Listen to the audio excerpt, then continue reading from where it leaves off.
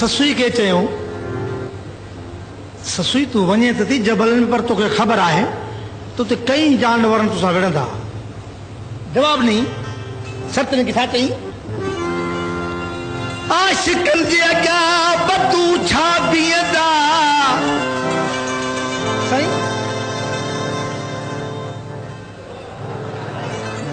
आशिकन जे अग्या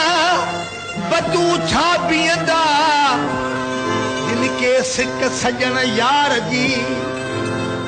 उनके छप्पर छा कंदा कंदे हाल उन्हनि सां तो मूंखे डूंगर दस ॾींदा जे मिरू मारींदा त घोर सियार पुनल तां ओ अल्लाह ओ म्या हो सचूं अचनि त ससुई रुए विछी मेहंदी हथनि ते कपिड़ा ॻाढ़ा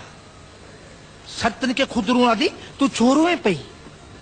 अदी तव्हांखे ख़बर न आहे मुंहिंजो पुनु वियो हलियो कॾहिं वियो राति ते थियो कि तव्हांखे ख़बर न निंड मां उथी ॾिसां त अॼु मूंखां हो पिया वञनि मारियो मुंहिंजो मन अहिड़ो वञ अॼु मूंखां हो पिया वञनि मारियो मुंहिंजो मन अहिड़ो अॼु मूंखां हो पिया वञनि मारियो मुंहिंजो मन अहिड़ो अॼु मूंखां हो पिया वञनि मारियो सही जिन मन मारियो उन्हनि ॾाढा उठ भॼाया उठ विया कीअं बि केॾा तेज़ अॼु मूंखां हो पिया वञनि मारियो मुंहिंजो मन अहिड़ो उठ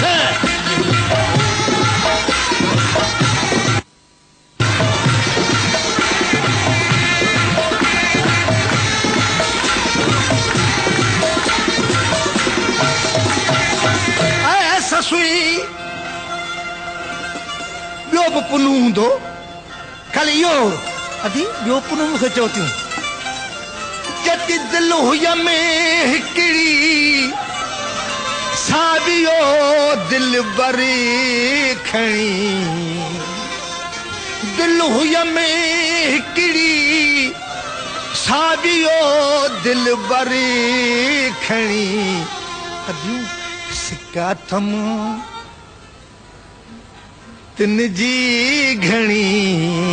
सिक्का थम तिन जी घणी लयो मूंखे पूरे अॼु मूंखां हो पिया वञनि मारो मुंहिंजो अॼु मूंखां हो पिया वञनि मारो मुंहिंजो मन अहिड़ो अॼु मूंखां हो वञनि मारियो मुंहिंजो मन अहिड़ो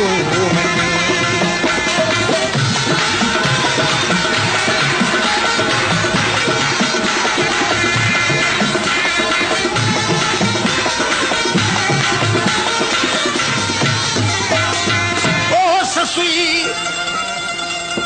कुछ खामोश कर जति कीअं करियां काॾे वञा पंध पिरियनी जा पुछां जति कीअं करियां काॾे वञा पंध पिरियनी जा पुछां अभी पोइ मिलंदो हिते आसरे बंदी आहियां आसरे बंदी आहियां इजे मुंहिंजा मोहबत अचनि अॼु मूंखां हो पिया वञनि मारियो मुंहिंजो मन अहिड़ो अॼु मूंखां हो पिया वञनि मारियो मुंहिंजो मन अहिड़ो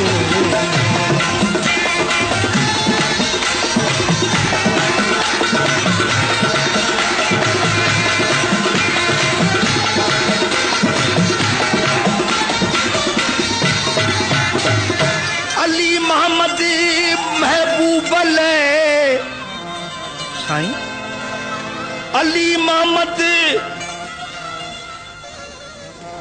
महबूब ले मुझू थियूं अखियूं रतड़ो रुवन साईं अखियुनि जा कहिड़ा कम आहिनि अदा अखियुनि जा हे कमनि हे अखियूं